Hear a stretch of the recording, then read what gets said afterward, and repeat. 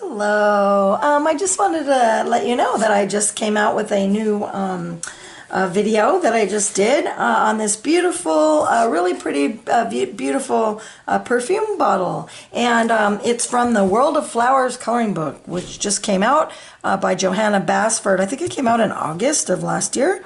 And it's so beautiful. I actually did a flip through on this coloring book, which I went through every single page, and I did my first picture out of it, which was this one.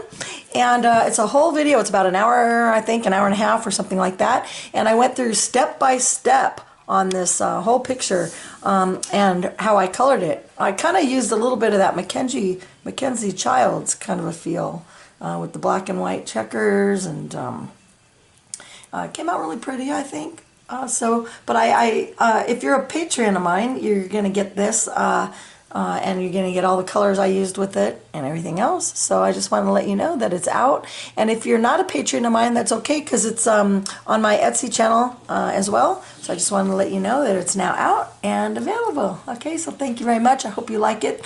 The World of Flowers book is so pretty, so I hope you have it. If not, it's on Amazon. It's now available on Amazon.com, her new book. So, okay, thank you very much. I hope you like it. Bye-bye.